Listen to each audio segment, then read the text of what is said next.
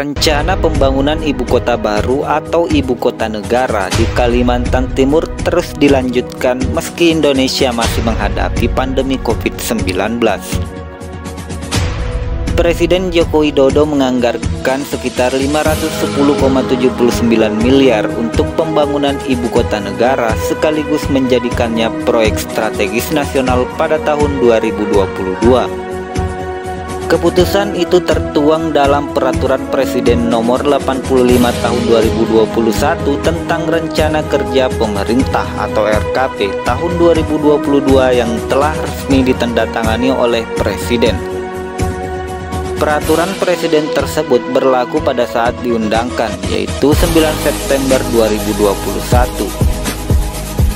Alokasi anggaran hingga setengah triliun rupiah ini akan digunakan untuk mengembangkan wilayah demi menjamin pemerataan. Rencana Kerja Pemerintah tahun 2022 memuat arah kebijakan nasional 1 tahun yang merupakan komitmen pemerintah untuk memberikan kepastian kebijakan, pendanaan, kerangka regulasi dan kelembagaan, serta evaluasi dan pengendalian dalam melaksanakan pembangunan nasional yang berkesinambungan. Presiden mengatakan pengembangan ibu kota baru akan dilakukan dalam kurun waktu 15 hingga 20 tahun ke depan. Selain itu, pemerintah terus membahas payung hukum pemindahan ibu kota guna mendukung prioritas nasional itu. Pemerintah memerlukan sejumlah aturan. Regulasi itu meliputi Peraturan Kepala Otorita Ibu Kota Negara tentang rencana detail tata ruang, bagian wilayah perencanaan, pusat pemerintahan kawasan strategis nasional Ibu Kota Negara. Kemudian Peraturan Kepala Otorita Ibu Kota Negara tentang rencana detail tata ruang, bagian wilayah perencanaan, pusat ekonomi kawasan strategis nasional Ibu Kota Negara. Selain itu, pemerintah juga memerlukan rancangan undang-undang tentang perkotaan untuk mendukung mayor proyek pembangunan ibu kota negara. Sebelumnya, Jokowi sempat meninjau pembuatan sodetan calon ibu kota baru negara di Kalimantan Timur. Sodetan akses tersebut berlokasi di Jalan Tol Balikpapan Samarinda kilometer 14 yang dilewati Presiden dalam perjalanan dari kota Samarinda.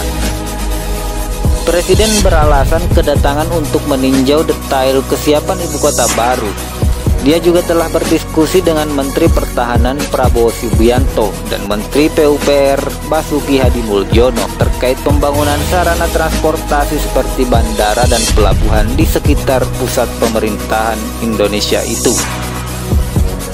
Dengan adanya pemindahan ibu kota negara, fokus pembangunan infrastruktur diharapkan mampu beralih dari Jawa ke Kalimantan Timur dan wilayah-wilayah sekitarnya.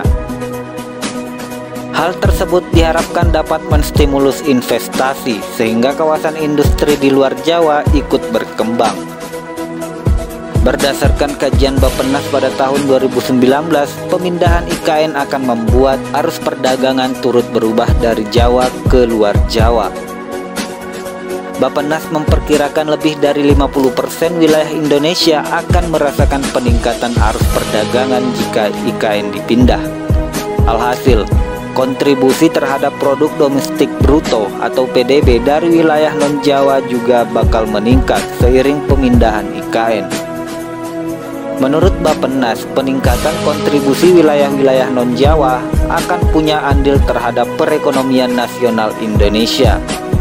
Seperti diketahui, persiapan pemindahan ibu kota negara telah mencakup dalam Rencana Pengembangan Jangka Menengah Nasional atau RPJMN tahun 2022 hingga 2024. Meliputi pembangunan fasilitas penyelenggaraan pemerintah di IKN yang baru, serta aktivitas pembangkit kegiatan ekonomi bagi IKN dan sekitarnya. Nah, berikut perkembangan terkini mengenai proyek pemindahan IKN. Yang pertama, sudah dilakukan skema pembangunan. Adapun skema pembangunan IKN rencananya melalui kerjasama pemerintah dan badan usaha atau KPBU. sudah dilakukan pemerintah sejak 15 tahun yang lalu. Angka tersebut untuk proyek dengan internal rate of return di atas 15% berdasarkan tahapan pembangunan IKN.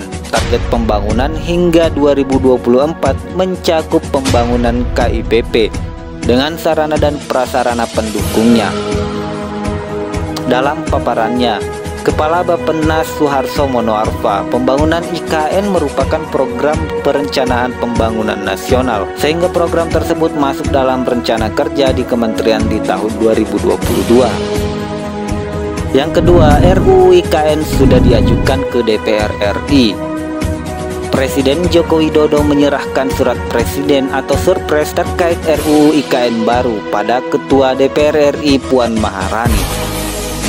Surpres tersebut diserahkan oleh Kepala Bappenas Suharso Monoarfa dan Menteri Sekretariat Negara Pratikno di Gedung DPR RI Senayan, Jakarta pada 29 September.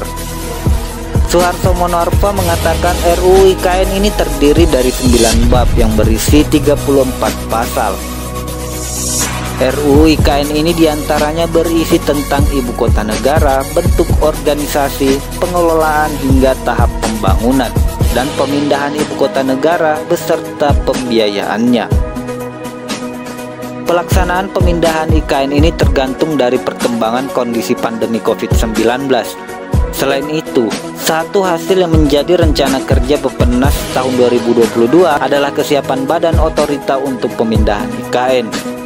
Suharso juga menyampaikan perkembangan terkini dalam persiapan rencana pemindahan IKN terus dilaksanakan, seperti pemutakhiran desain kawasan inti pusat pemerintahan atau KIPP, dilengkapi penyesuaian terhadap pemindahan ASN, TNI, BIN, Polri, dan pemodelan skala detail. Kemudian rancangan dasar pada skala detail 1:5000 untuk perumahan dan perkantoran. Selanjutnya, pemetaan aset-aset negara tengah dilakukan.